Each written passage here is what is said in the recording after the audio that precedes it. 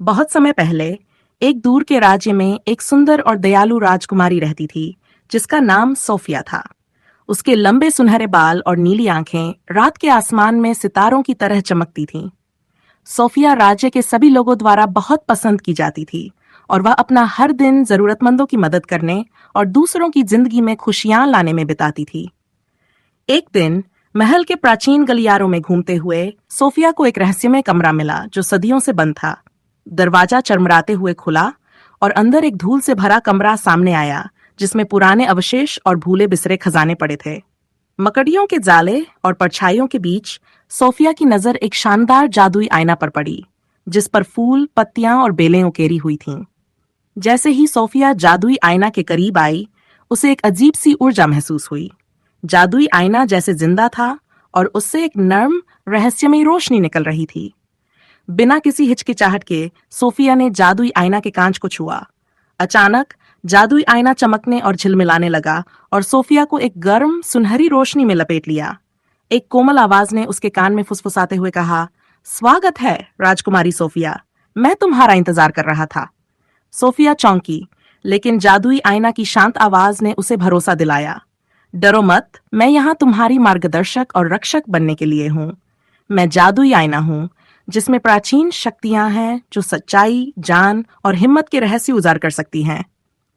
प्रभावित होकर सोफिया ने जादुई आईना से पूछा, तुम्हारे अंदर कौन कौन से रहस्य हैं? जादुई आईना ने जवाब दिया, मेरे पास अतीत, वर्तमान और भविष्य का जान है। मैं तुम्हें रास्ते दिखा सकता हूँ, खतरों से बचा सकता हूँ और दिल के छुपे खजानों का पता दे सकता हूँ। सोफिया की जिज्ञासा और बढ़ गई। उसने जादुई आईना से अपने भविष्य के बारे में पूछा और जादुई आईना में वैभव और खुशी की झलकियां दिखाई दी। सोफिया ने खुद को अपने लोगों के प्यार और सम्मान के साथ शासन करते हुए देखा, लेकिन जादुई आईना ने उसे अंधकार और खतरों की भी झलक दिखाई। एक दुष्ट जादूगर मलाकाई राज्य पर कब्जा करने और सब कुछ नष्ट करने का इरादा रखता था। अपनी राज्य की रक्षा का संकल्प लेकर सोफिया ने जादुई आईना से मार्गदर्शन मांगा। जादुई आईना ने उसे 3 प्राचीन अवशेष प्राप्त करने का मिशन दिया, प्रकाश की तलवार, साहस की डाल और जान का ताज। सोफिया ने अपनी खतरनाक यात्रा शुरू की, चुनौतियों का सामना किया और बाधाओं को पार किया। हर कदम पर जादुई आईना की आवाज उसकी मार्गदर्शक बनी रही, उसे प्रोत्साहन और जान के शब्द देती रही। अवशेषों को इकट्ठा करते समय सोफिया ने अपनी छुपी हुई ताकतों को पाया और अपने लोगों की वफादारी को महसूस किया। सबने मिलकर मलाकाई और उसकी अंधेरी ताकतों को पराजित कर दिया और राज्य को विनाश से बचा लिया। वापसी पर सोफिया ने फिर से जादुई आईना में देखा।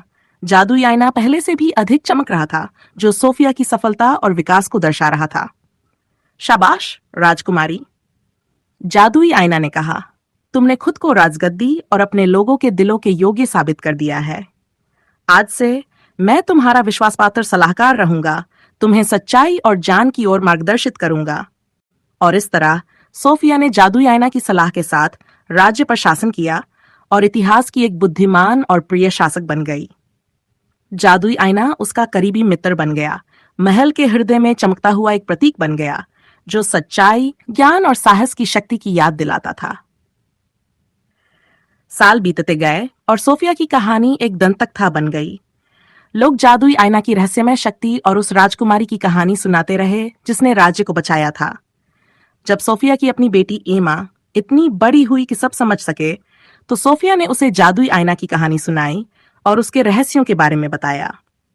एमा की आंखों में विस्मय की चमक थी और सोफिया मुस्कुरा दी, ये जानकर कि जादुई आईना के रहस्य पीढ़ियों तक जीवित रहेंगे।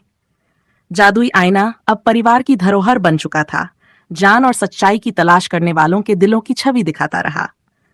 और इस तरह राजकुमारी और जादुई आईना की कहानी एक कालजयी कथा बन गई, जिसने आने वाली पीढ़ियों को साहस, जान और अपने अंदर की रोशनी की मार्गदर्शना को खोजने की प्रेरणा दी।